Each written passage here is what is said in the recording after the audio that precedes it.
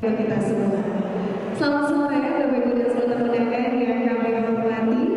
Senang sekali pada hari ini kita bersama-sama untuk mengikuti rangkaian acara yang sudah kita nantikan.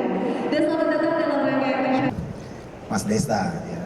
Pada kesempatan sore hari ini kita ada acara dalam rangka welcome yang kedua bertepatan dengan perayaan Hari Ulang Tahun TNI yang ke-79. Direktur berikan tepuk tangan ya. Terima kasih. Saya buka kesempatan untuk memberikan pertanyaan. Belajar yang berbahagia, mudah-mudahan sehat semua pada sore hari ini, amin. Perkenalkan nama saya Suci Fatia. Sudah berdiri dan dilantik, kita masalah olahraga. Ya, silakan bisa ke Ketua KONI, bisa ke Bunda Putih dalam rangka dalam acara pingpong ini liga terbesar di Indonesia. Sekali lagi boleh kita berikan apresiasi Bapak Ibu. ingin meningkatkan kembali prestasi pingpong Indonesia atau tenis meja Indonesia. Kami persilakan mungkin ada teman. Penghormatan yang sudah hadir di tengah-tengah kita. Selamat sore dan selamat datang. Selamat sore Pak, saya Angga dari CNN Indonesia TV. Mungkin pertanyaannya ada sedikit banyak, ada 3 Pak. Mungkin pertama ke Mas Yon Mardiono. Mas, ini kan formatnya liga ya Mas, Liga Indonesia Pingpong League. Koreksi kalau saya salah, ini kan format liga ini adalah kali pertama diadakan di Indonesia, turnamen pingpong dengan format liga. Sebenarnya alasannya kenapa sih diadakan turnamen pingpong ini formatnya liga? Terus kemudian ke Pak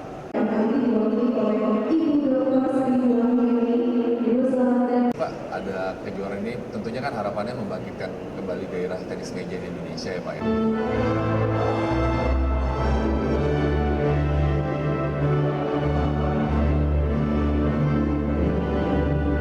Besarnya dari Pak Muhammad Saleh kira-kira rencana ke depannya seperti apa Pak?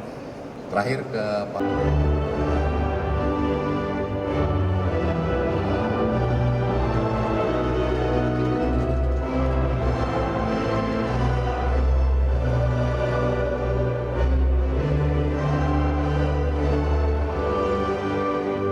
kita tahu PT MSI ini kan ada konflik internal organisasi yang sudah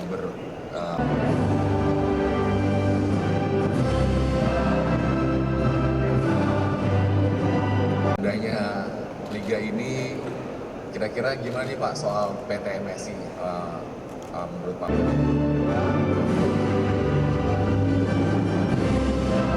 Terima kasih Pak. Ya, terima kasih. Kenapa kita membuat satu liga di tenis meja ini, di samping belum pernah ada, kita ini ingin sekali ada pembinaan yang berkesinambungan. Makanya di Liga Indonesia Pingpong League ini, regulasi kompetisinya pun ada.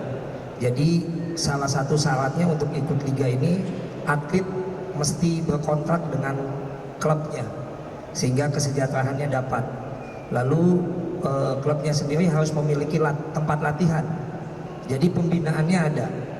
Lalu harus memiliki struktur kepengurusan, jadi harus punya pengurus yang mengurusi atletnya. Dan kita juga klubnya harus memiliki media sosial supaya terus dikembangkan lewat medsosnya masing-masing. Dan yang paling penting bahwa karena itu klub itu sudah dibebankan untuk pembinaan, di dalam liga ini kan kita tidak ada pendaftaran Pak. Jadi ini murni memang kita yang penting buat atlet itu adalah bisa dapat ruang pembinaan dan juga bisa dapat kesejahteraan dengan bergaji itu. Dan ini memang liganya dalam satu musim itu ada 4 seri, 1, seri 2, dan seri 3, dan yang keempatnya itu adalah playoff. Jadi akan dipilih 4 tim terbaik yang menuju playoff. Jadi niatnya sih cuma memberikan ruang aja untuk atlet supaya bisa ada klub-klub lagi, supaya dia punya tempat latihan lagi, jadi dia tahu arahnya mau kemana untuk berlatih gitu aja. Ya, terima kasih.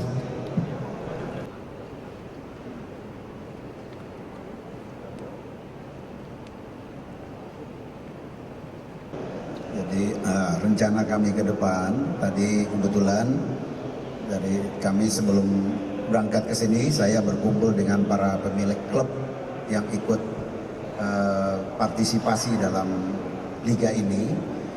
Dan yang pertama, mereka menyarankan agar liga ini berlanjut dalam satu sistem manajemen yang jelas. Kita pelajari liga-liga yang sudah berjalan, ya seperti Liga PSSI, Liga Voli, itu di bawah PIT atau badan, boleh dikatakan sebuah badan lah tersendiri yang mengurusi. Badan itu nanti diawaki oleh para pemilik klub, kemudian ada manajemennya, kemudian ada, ya boleh dikatakan karena ini proses dari kegiatan ini juga ada budgetingnya, sehingga transparansi dan akuntabilitas juga kita akan manage sedemikian rupa sehingga memang menjadi profesional. Ya, itu rencana ke depan. Jadi mungkin awal tahun ini memang masih belum terbentuk, tapi nanti 2025 kita harapkan ada suatu badan yang mengurusi tentang liga ini sehingga memang terukur. Kemudian juga kami dengan Mas Yon yang menginisiasi ini, kami juga akan melakukan koordinasi tingkat internasional, yaitu dengan liga-liga yang ada di Singapura ataupun yang ada di negara-negara ASEAN, sehingga program dari, boleh dikatakan ya ngikut-ngikut inilah AFC gitu ya, Asosiasi Football ASEAN ya, itu yang sehingga nanti ke depan prestasi ini bisa terstandar. Jadi ada poinnya, kemudian ada transfer pemainnya juga. Ya. Bisa juga nanti ke depan sudah bisa ada pemain asing ya, nggak bisa ya. Ya. Kalau naturalisasi mungkin ini ya, mungkin ya, pemain Cina kayaknya kalau gabung ke Indonesia bisa mirip-mirip lah itu kan.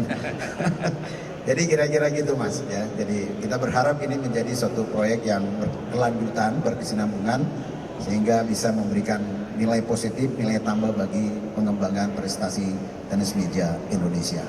Demikian.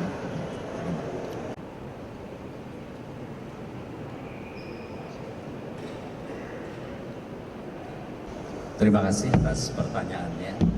Yang pertama, saya memberikan apresiasi yang tinggi kepada Letnan Jenderal Saleh Mustafa, Mas Yon dan teman-teman yang lain, pemilik klub yang telah mengambil satu langkah yang sangat positif di dalam pembinaan tenis meja di Indonesia dengan Liga Pingpong yang sudah masuk ke seri 2 ini.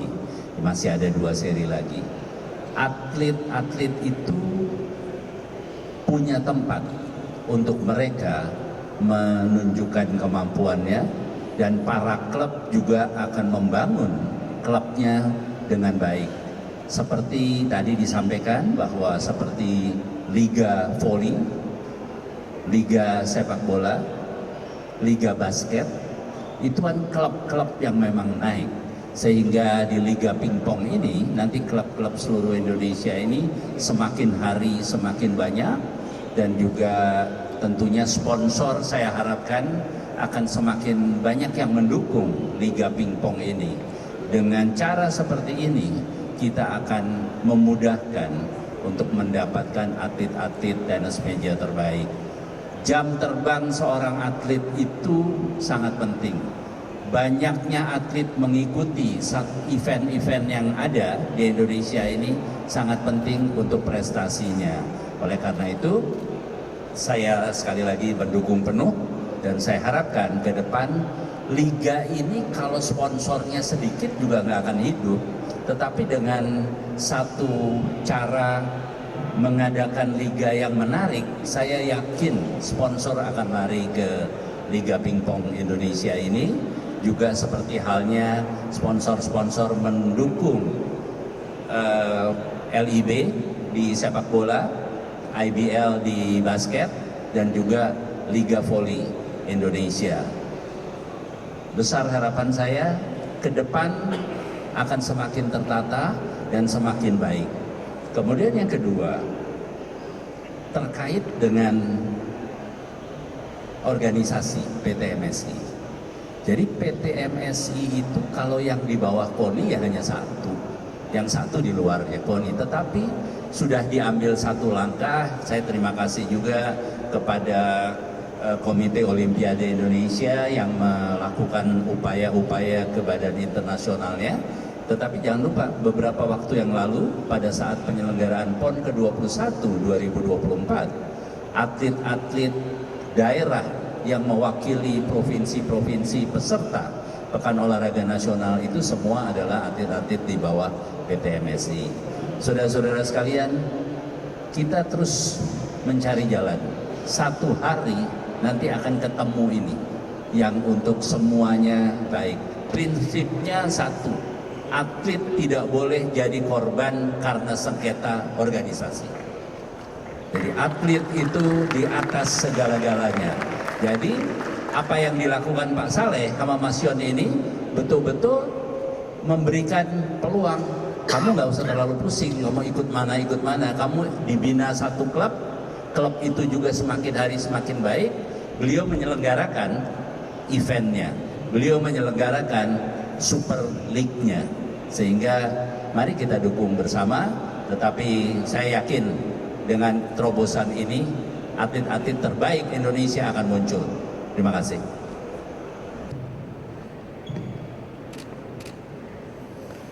Ya, silakan. Ya, apa? Ya, makasih. Saya Eko dari Antv. Ada beberapa pertanyaan. Yang pertama buat Dan memandunya secara agama. seri kedua. Mungkin aku mau tanya masalah dievaluasi di seri pertama sebelumnya gitu kan. Dan kedua, kalau liga ini kan identik dengan ada promosi dan degradasi. Nah, gimana konsep yang akan dibawa ke depannya gitu kan? Ada beberapa klub promosi dan degradasi ini seperti apa? Terus yang ketiga untuk Ibu Sri Wahyuni, Bu Deputi, udah memasuki seri kedua ini. Alhamdulillahirabbil alamin, hamdan syakirin, hamdan na'imin, hamdan yuwafi 'ala mukafi mazidan. Di seri 1 itu sebelum masuk ke penempatan divisi elit 1 dan 2 kita sudah melakukan praliga. Jadi di dalam praliga itu terpetakan untuk skill yang di divisi elit, divisi 1 dan divisi 2. Jadi kita berharap juga akan muncul divisi 3, divisi 4 dan seterusnya. Ya, jadi memang semua berkaitannya itu untuk degradasi promosi nanti lewat ranking atau poin. Jadi kita di liga ini kita menggunakan sistem poin baik untuk klubnya maupun untuk individualnya. Jadi kita semua datanya lengkap, kita di dalam website juga udah jelas. Jadi atlet-atlet itu berkontrak berapa. Jadi kedepannya bisa tumbuh industri atau market ya. Yang kedua juga degradasi promosi kita ada poin, jadi setiap menang kalah ada poinnya dan itu data itu yang menjadikan kita nanti untuk degradasi promosi tadi. Ya, terima kasih. Dan kami ya Allah, kami hadir di sini itu juga menjadi salah satu bukti bahwa Kemenpora selalu ada untuk pingpong, untuk tenis meja kita. Dan sebagai informasi kemarin juga sebelum acara ini digelar, Bapak Letnan Jenderal Pak Saleh sudah bertemu langsung dengan Pak Menpora. Beliau mengatakan insya Allah untuk seri berikutnya Kemenpora melalui Inaspro, melalui LP Duka akan bekerja sama.